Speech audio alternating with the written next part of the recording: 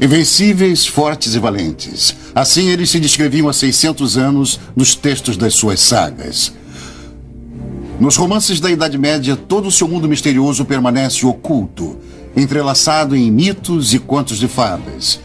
Deuses litigantes, heróis invulneráveis, monstros horríveis e armas mágicas infalíveis, assassinato e intriga.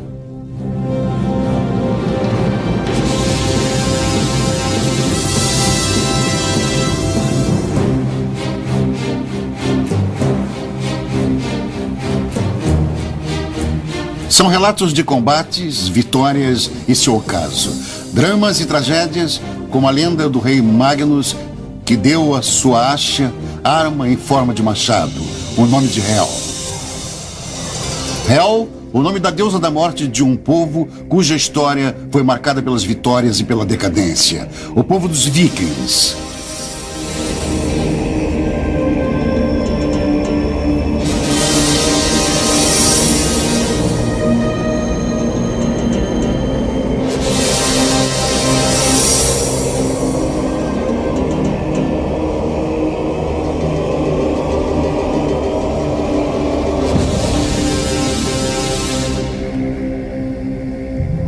Hel, a hacha mortífera, sempre acompanhou os vikings.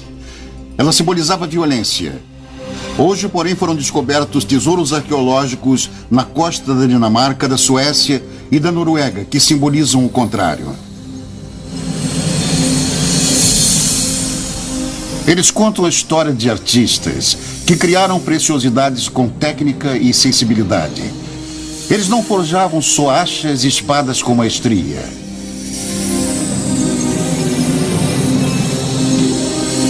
Contraditória e misteriosa, como a própria vida deste povo do norte, era também a sua cultura. Os túmulos dos vikings eram demarcados por pedras dispostas em forma de casco de navio. Evidente e enigmático ao mesmo tempo. Enigmático como seu alfabeto, as ruínas. As ruínas são mais do que uma mera forma de escrita. São feitiço e evocação. Magia cinzelada para a eternidade. Os vikings nos legaram algo mais. Os seus rostos. Mas o que há por detrás das máscaras de madeira? Quem eram os vikings? O que os fez descobrir e dominar novos mundos? E por que desapareceram repentinamente no século XI? No Instituto de Medicina Legal da Universidade de Bonn, pesquisadores coletam informações sobre o modo de vida na Idade Média. Através da arcada dentária, é possível determinar a idade de um ser humano ao morrer. Este viking atingiu a elevada idade de 45 anos, sendo considerado um ancião pelos seus contemporâneos, quando sofreu um ferimento mortal no crânio. Com a cera podemos reencontrar o seu rosto. É um longo e minucioso trabalho reconstituir os músculos, a pele e os cabelos. Uma viagem científica ao passado, a um mundo de frio, luta e fadiga.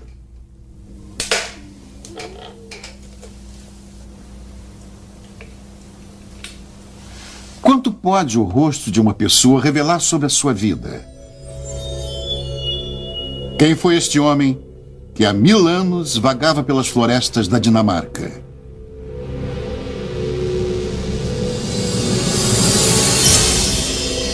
Pobre e solitária era a sua vida, a sua sobrevivência. O dia a dia na Escandinávia da Idade Média. Chuva, neve, sopa de cevada. Aproximadamente 2 milhões de pessoas se espalham pela imensidão do norte no início do século VIII. Mesmo sendo poucos, aquela terra fria não é capaz de sustentá-los. Ainda assim, a população cresce rapidamente. Discórdias e brigas aumentam a vontade de procurar o seu sustento em outras terras.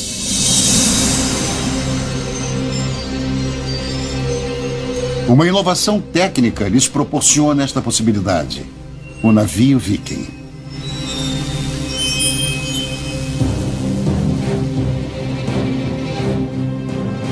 No início do século VIII acontece o inimaginável.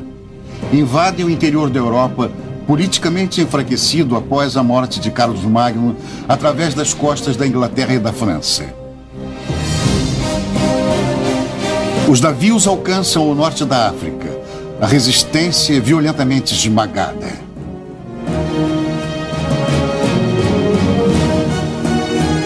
Onde havia boas possibilidades, eles promoviam o comércio com mercadores russos ou árabes. Em poucas décadas, os vikings penetraram em um mundo onde eles eram desconhecidos e nada podia detê-los. Eles alcançam Terra Nova no Canadá, passando invencíveis pela Islândia e pela Groenlândia.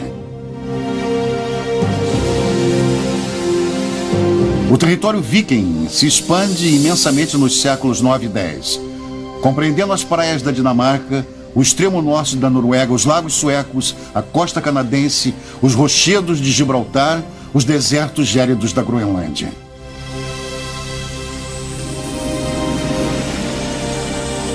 O mundo estava aos seus pés graças aos seus navios. Estes navios uniam continentes, poupando longas e perigosas travessias por terra. O navio era a chave ao assombroso sucesso.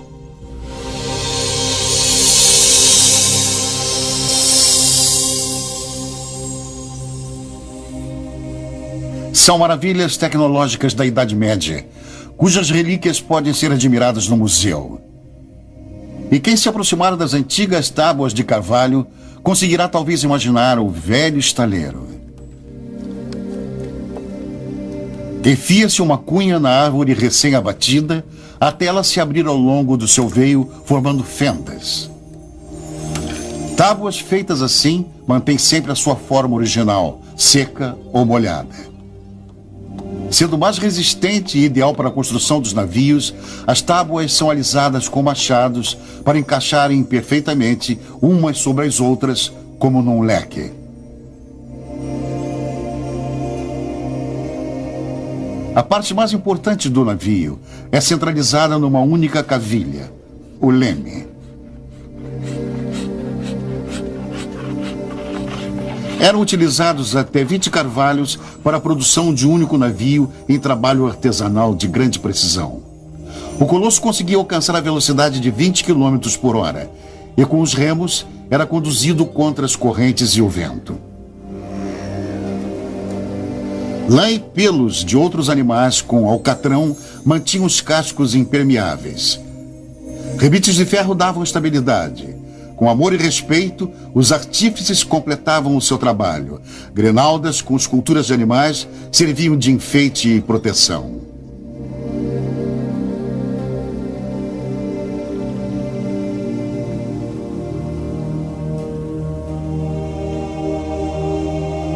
Eles, sem dúvida, possuíam os navios mais ágeis de sua época. Ainda podemos reconhecer o seu orgulho nas relíquias da cultura viking.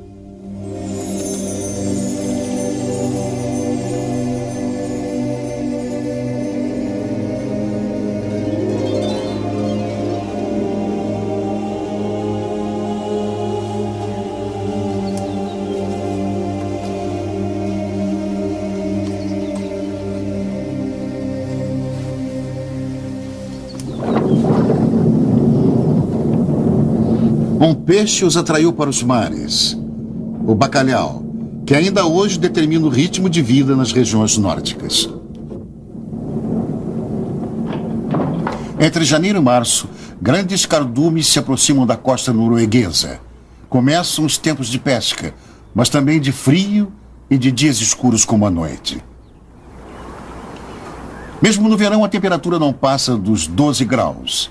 E o mar é particularmente traiçoeiro próximo às ilhas Lofoten, ao norte da Noruega. A lendária corrente submarina Maelstrom já jogou vários navios contra os recifes. Eles exercem uma das profissões mais árduas. Os pescadores de Lofoten ainda hoje utilizam quase os mesmos instrumentos que seus antepassados. O anzol, a faca, a linha feita de pele de cavalo marinho, mais resistente que a moderna linha sintética. Penoso este trabalho, perigosa luta com estes peixes grandes. Seus antepassados tiveram que se encher de coragem para se afastar tanto da costa.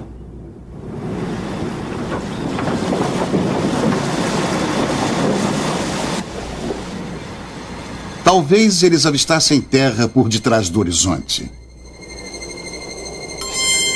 Uma terra melhor.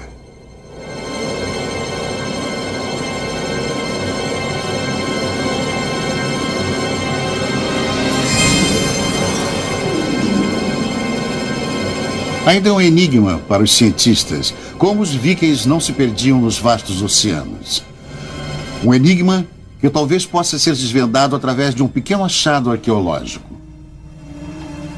Museu Nacional Dinamarquês em Copenhague. Na seção da Groenlândia estão expostas várias pequenas peças encontradas em uma escavação feita há 50 anos. Entre elas, há um pequeno fragmento de madeira cujo significado é muito discutido. Alguns cientistas o consideram apenas um botão. Ao reconstituí-lo, porém, chamam-nos a atenção as particulares marcas na borda que lembram um goniógrafo moderno de navegação. Examinando melhor, observam-se ranhuras finas, matematicamente precisas. A suspeita são marcas para definir a posição do Sol, podendo-se, consequentemente, definir a posição do navio em alto mar. Søren Tislund, perito em navios, diz: as ranhuras não são um acaso, elas tinham um propósito. O propósito era uma bússola solar. Se esta teoria estiver correta, então os vikings possuíam um perfeito instrumento de navegação para atravessar o Atlântico Norte. E isto já há 1000 anos. Esta invenção revolucionária poderia explicar como os vikings se tornaram os navegadores mais bem-sucedidos da sua época. Uma bússola conduz com segurança a um ancoradouro mais remoto.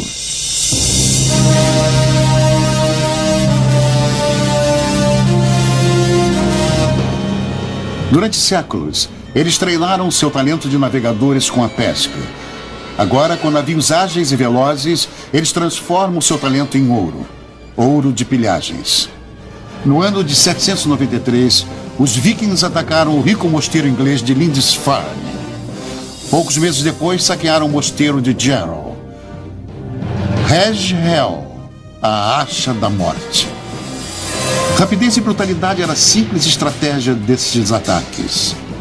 Quem resiste é morto. Casas, estábulos, armazéns e tesouros são pilhados e depois queimados. Os vikings formam a sua base na ilha de Man. Ouro, prata, joias, mas também pessoas para o comércio de escravos são levados. Tropas vikings saqueadoras faziam incursões por toda a Irlanda. Do mesmo jeito repentino como eles apareciam, eles também desapareciam na imensidão do Atlântico para novas conquistas. Os rios são veios de ouro que levam às cidades ricas. Hamburgo é saqueada. Nas regiões costeiras a situação é desesperadora. Deus nos proteja dos homens do norte, é o que mais se ouve.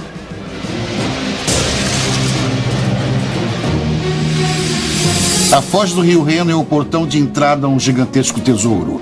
Nunca o país foi tomado de tanto pânico, escreve um cronista contemporâneo. Vespões férreos e lobos raivosos, assim os vikings são descritos pela crônica anglo-saxã. Rouen, Paris, Chartres são os seus supermercados. Em seu desespero, o rei francês Carlos o Ingênuo lhes dá parte do seu reino, a Normandia, que até hoje leva o nome dos homens do norte.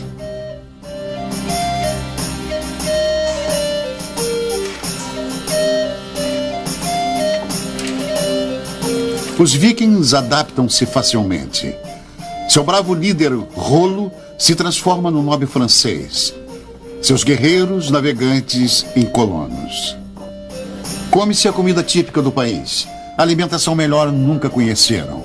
Bebe-se vinho em copos finos. Sem muitos problemas, se convertem ao cristianismo, assumem os costumes locais e exercem influência política.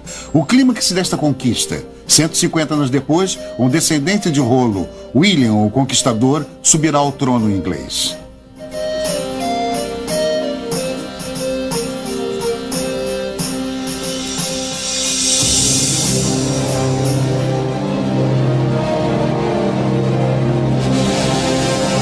Mas vikings tentam corajosamente a sua sorte em outras regiões. Quase sempre é a discórdia na sua pátria que os leva a arriscar a sua sorte pelo Atlântico Norte. Assim foi também com o norueguês Ingolf Ernason. Ele mandara assassinar os filhos de um rival influente e tivera que fugir. Uma fuga para o meio do Atlântico Norte, 1.500 quilômetros em direção noroeste. Em busca de terras das quais tinha ouvido falar em que havia muita fartura.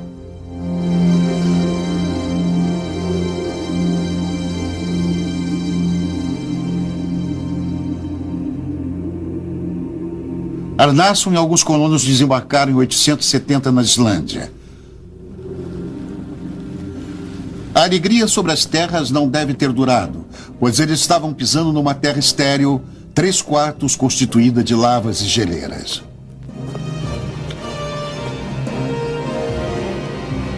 Clima ríspido, solo estéril, falta de madeira e o inverno sempre escuro. Nada disso assusta Arnason e os seus homens. Eles se instalam aos pés dos vulcões, em pequenos vales férteis, com modestas plantações e criações de gado. Uma vida dura para homens e mulheres acostumados com a luta pela sobrevivência. Mas também uma vida fascinante. A terra fala-lhes do seu interior.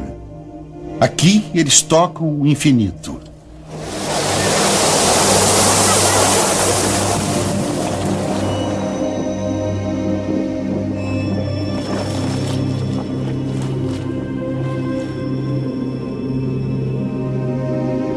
Chegam mais colonos. 80 anos após a chegada de Arnason à Islândia, a população já contava com 30.000 habitantes, demais para as raras áreas férteis. Em 970 chega a fome. Os velhos e fracos são atirados do alto dos rochedos. Nas reuniões da comunidade, as chamadas things, eles têm que encontrar uma solução.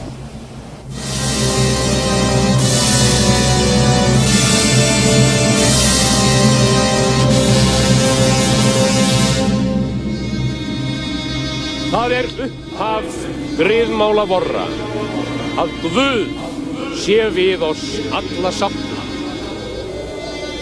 Vér skulum og vera menn sáttir, vor í millum og samværir að öldri og að áti, á þingi og á þjóðstefnu. Að kirkna sótt og í konungshúsi og hvar vegna þar sem mannafundir verða, þá skulum vér svo sáttir sem aldrei hafi fjandskapur vor í millum verið. Só existe uma solução: conquistar novas terras, avançar pelo Atlântico Norte.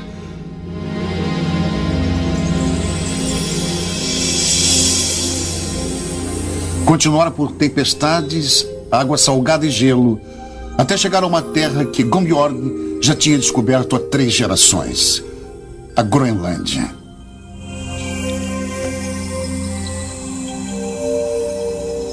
Seu primeiro colonizador, Érico o Vermelho, a batizara equivocadamente de Terra Verde, Groenlândia. Talvez o tivesse feito para encorajar os islandeses que ali desembarcaram. Já a viagem terminara para muitos em catástrofe.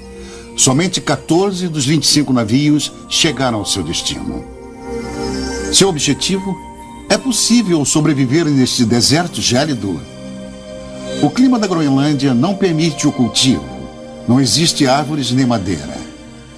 Uma grossa camada de gelo de 3.400 metros de espessura, contendo 7 vezes o volume de água do Mar do Norte, estende-se sobre a terra. Os poucos esquimós nativos eram hostis, infernizando a vida dos colonos. É um dos mistérios da história. Como as colônias vikings resistiram até o século XV, desaparecendo repentinamente. A resposta está por detrás desta porta a uma refrigeração de 25 graus negativos. No porão refrigerado do Instituto de Geofísica de Copenhague está depositada história congelada. Nestes tubos estão pedaços de uma perfuração no gelo da Groenlândia. Como os anéis de uma árvore, o gelo também cresce camada por camada durante milhares de anos. Analisando determinada camada retirada na perfuração, obtém-se respostas sobre alterações climáticas ocorridas naquela época. Este bloco de gelo encontrava-se a 300 metros de profundidade e contém informações sobre o clima na época dos vikings. A olho nu, não se percebe nenhuma diferença entre um pedaço de gelo e o outro. Porém, a pesquisa física nos revela sedimentos atmosféricos ricamente variados. Neste aparelho são contados os pesados isótopos de oxigênio contidos na água. Numerosos isótopos demonstram um clima quente.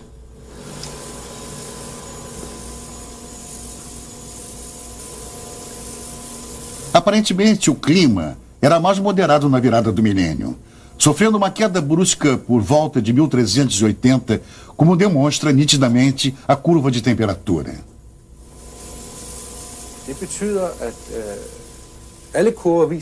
O geofísico Jørgen Steffensen diz: todas as curvas das diferentes amostras nos dão o mesmo resultado.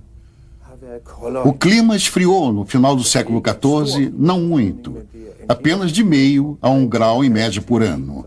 Isso foi o suficiente para os vikings da Groenlândia sucumbirem.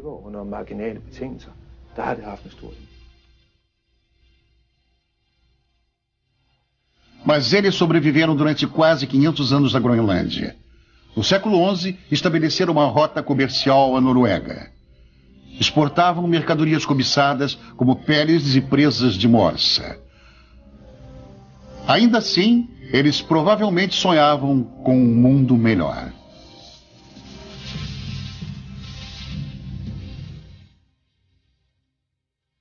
Vinlândia, terra do vinho, é o nome citado em suas sagas que falam de um mundo melhor.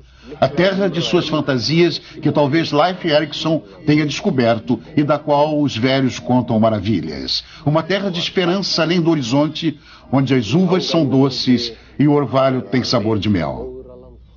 Og þar kom að Karlsefni og Snorri bjuggu skip sitt að leita landsins vorið. Til þeirrar ferðar bjuggust þeir Bjarni og Þórhallur með skip sitt og það förneyti þeim tilbi.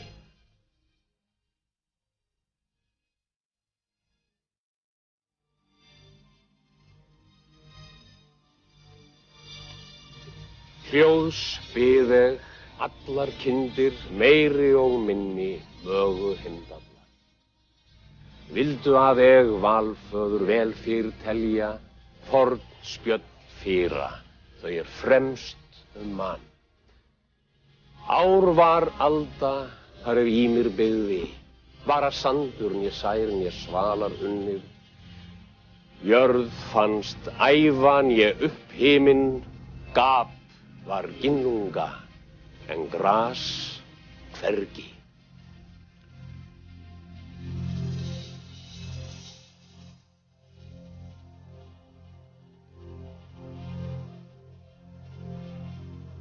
Vinlândia, o Eldorado de pradarias verdejantes. Vinlândia, a terra das florestas. Vinlândia, a terra dos rios abundantes em peixes. Existe mesmo Vinlândia? Ou é apenas fruto da imaginação? Uma fantasia criada na neve e no frio? Onde é Vinlândia? Muitos pesquisadores na realidade o continente americano. A prova está supostamente na biblioteca da Universidade de Yale, em Connecticut. Um pergaminho com texto do século XV deve ser a prova de que os vikings chegaram à América antes de Colombo. Este pergaminho contém um mapa do mundo supostamente desenhado em 1440. Neste mapa, Vinlândia está situado ao lado da Groenlândia, exatamente onde hoje é a América. Assim, o mapa é a prova de que a América foi descoberta pelos vikings com o nome de Vinlândia. Mas existem dúvidas sobre a legitimidade do documento, pois o relato de viagem de um monge sobre o mapa em questão está escrito em outro tipo de papel do século XV. Será que o mapa é uma falsificação anexada a um manuscrito original para parecer verdadeiro? As marcas dos cupins coincidem nos dois papéis, provando que ambos estão juntos há muito tempo. Porém, uma análise química revelou que a tinta utilizada no mapa só foi fabricada depois de 1920. O mapa de $1 milhão é uma falsificação sensacional.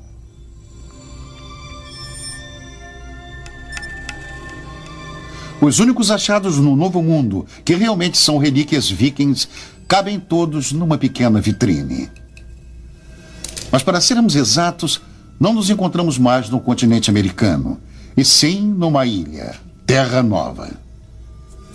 Um pequeno peso de tear, uma peça de cobre, uma cortiça trabalhada, estes são os restos de um povoado viking. Entre os achados arqueológicos temos uma noz que não pode ser natural de Terra Nova, mas a principal prova é um broche nórdico de bronze. Só pode ter sido produzido pelos vikings, pois os índios nativos não conheciam o método de forjar metais com carvão. Esta peça foi provavelmente forjada em Lance ou Middle, pois no mesmo local foram encontradas outras peças de metal, como por exemplo pregos para tábuas de embarcações.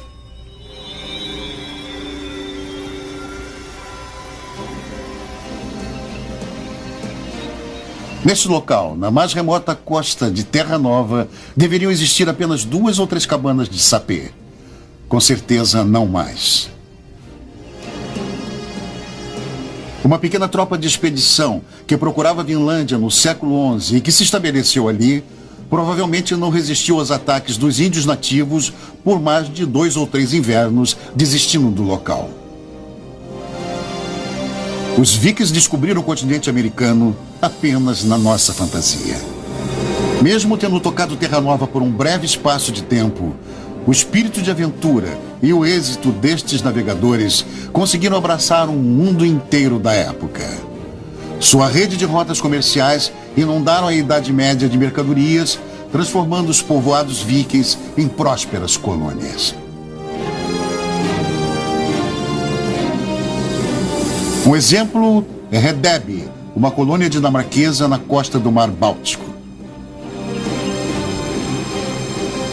Ainda há vestígios do muro que circundava e protegia a cidade, mostrando-nos a dimensão deste importante mercado. Como viviam as pessoas nesta metrópole e por que Hedeby desapareceu de repente?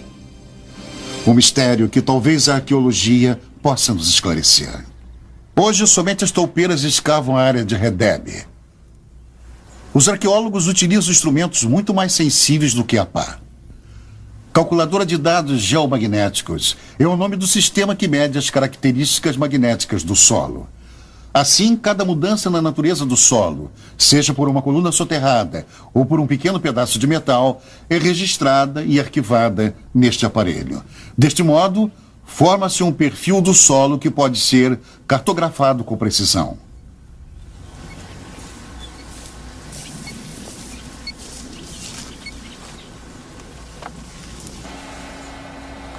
Resultados ainda mais exatos promete este aparelho. Um georradar que descreve a formação diferenciada geológica do solo. Poucos sabem, mas somente uma 20ª parte do areal desta colônia foi escavada. Os cientistas se aproximam com extremo cuidado das relíquias ainda soterradas. Enquanto as perguntas arqueológicas forem respondidas pela tecnologia moderna, estes achados ficam mais protegidos exatamente onde estão, sob o solo conservante. Cada relíquia é visível na tela do computador. Todas as informações são arquivadas e combinadas, prometendo um rendimento científico melhor do que a escavação de cada relíquia. Forma-se na tela do computador o mapa da antiga cidade, vendo-se casas e ruas. Hedeby não era uma cidade comparável às grandes metrópoles da antiguidade. Monumentos majestosos nunca existiram. Apesar de reis terem vivido aqui, tudo era prático e dirigido ao comércio e artesanato. Aproximadamente 1000 pessoas viviam nas casas simples. Um rio cruzava a colônia em direção ao ancoradouro, servindo de fonte e de esgoto ao mesmo tempo. As ruas eram cobertas por placas de madeira para evitar que atolassem na lama.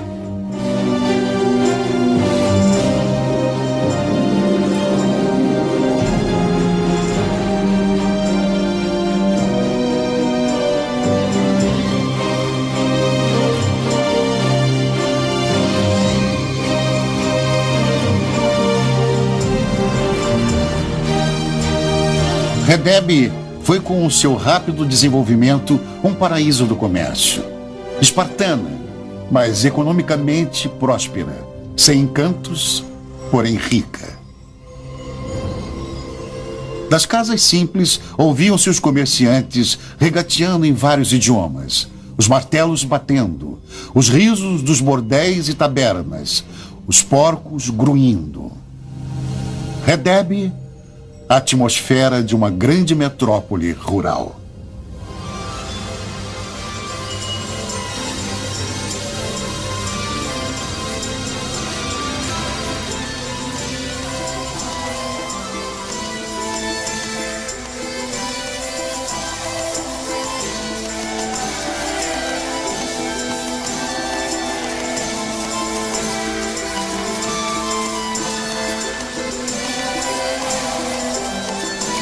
Aqui se conseguia de tudo: amarras de pele de baleia, marfim de presas de morsas, cristais do Reno, trajes seguindo a moda oriental, sal, peix, penas de ganso, barras de ferro, pentes e armas.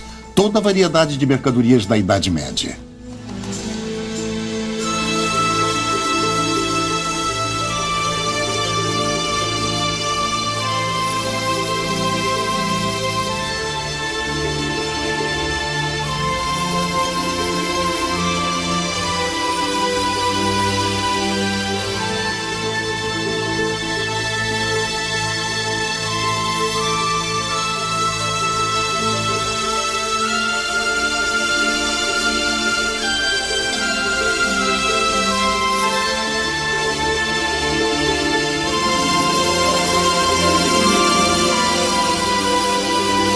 Os vikings descobriram um novo mundo, o mundo do comércio e da harmonia. De fazendeiros e pescadores solitários da imensidão do norte, eles se transformaram em violentos guerreiros depois domados pelo comércio internacional. Hel, a acha mortífera, não era mais forjada. Joias e outras mercadorias de valor se tornaram mais importantes do que as armas.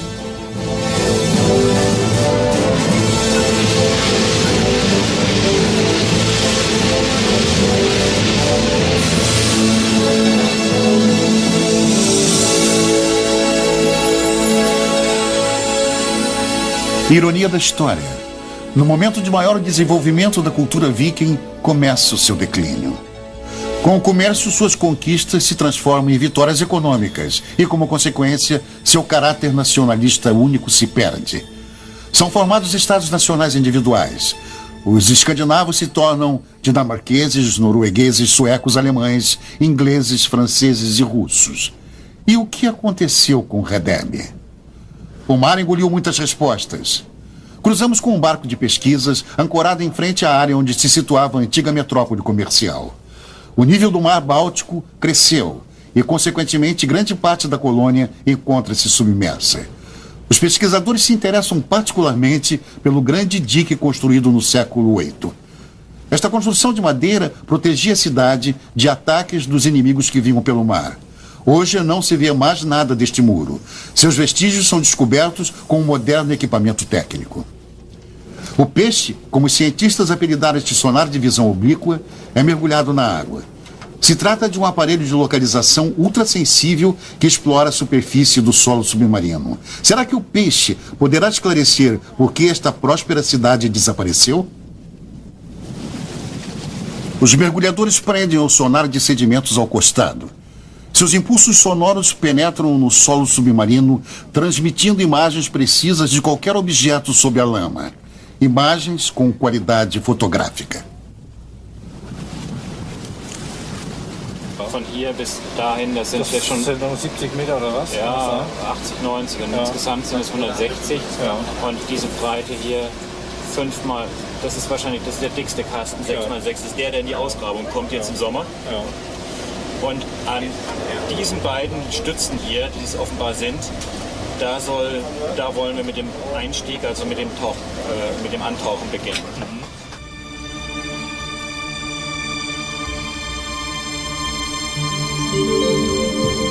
O mergulhador se prepara. Sua missão? Recolher pedaços deste dique.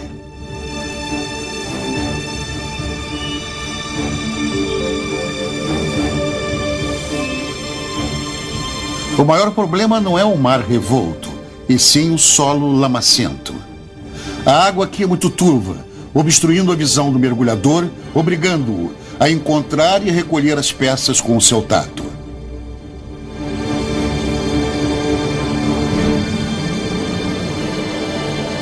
Uma viga de 1000 anos deveria proteger a entrada pelo mar dos inimigos. Em meados do século XI, ela não aguentou. Por quê? Quem foram os poderosos inimigos que conseguiram destruir a grande cidade viking? Esta viga é um valioso informante. Pelos seus anéis, pode-se calcular a idade da madeira. E pelas danificações, o motivo da destruição do dique. Achados deste tipo são tesouros para os arqueólogos, pois esclarecem as conexões na história. A madeira também conta a história do ocaso da cidade. Estas vigas, por exemplo, fazem parte de um navio viking que os arqueólogos recolheram submersas sob a lama em Redeb. Era um navio grande, majestoso e que trouxe a destruição à cidade. Queimaduras do costado permitem a reconstituição do ataque. O navio, tomado pouco antes pelos inimigos, fora carregado com material inflamável, incendiado e como um gigantesco coquetel molotov empurrado contra o muro. Com esta viga em chamas, começou o fim em meados do século XI.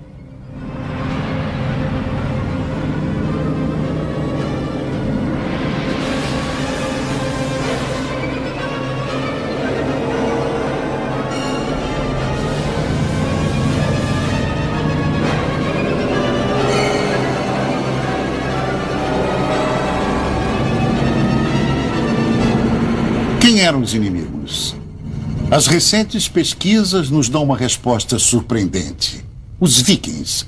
Vikings noruegueses atacaram vikings dinamarqueses. Vikings contra vikings. A era em que os escandinavos unidos conquistaram o mundo terminara. Mas ainda faltava uma batalha gigantesca. Um final sangrento ao sul da Inglaterra. E mais uma vez eram homens do norte contra homens do norte. Neste trabalho de tapeçaria do século XI, a catástrofe é contada em detalhes.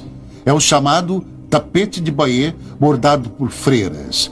Realista como uma reportagem.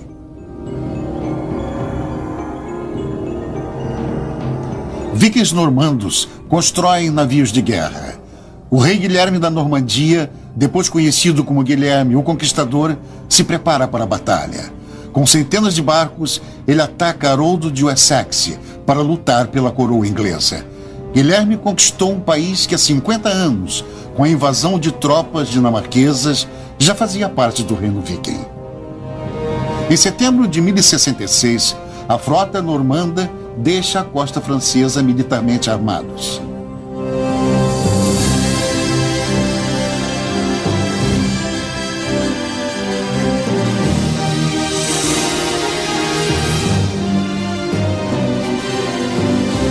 Seu objetivo, a costa sul da Inglaterra. Hastings é o palco da batalha decisiva.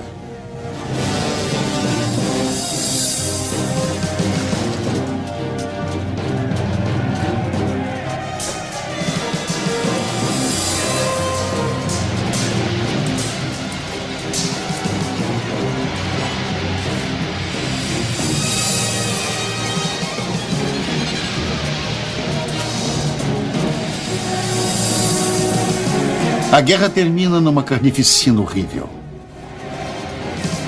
Em 14 de outubro de 1066, as duas tropas se confrontam. De maneira assustadoramente realista, o tapete mostra a brutalidade da guerra. Os trajes dos feridos são rasgados. A Asahel ceifa muitas vidas. E numa fase crucial da batalha, Harold é ferido no olho por uma flecha.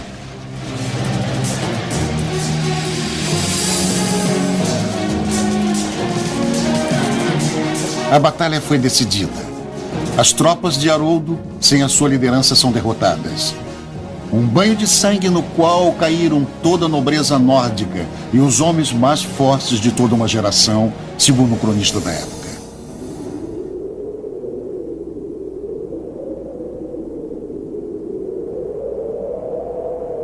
Com esta batalha no outono de 1066, termina uma era em que os homens do norte unidos dominavam toda a Europa cristã.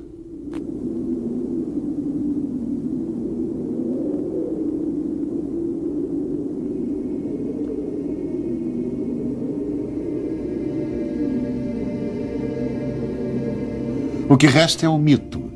São as histórias dos valentes homens do norte, como a saga do guerreiro Egil, que resumiu a sua vida viking em apenas 2 frases. O fim é tudo. Mesmo agora, Hel está no alto e espera. A vida se esvai. Eu tenho de ir consciente do fim, mas não em sofrimento e dor, e sim com o coração valente.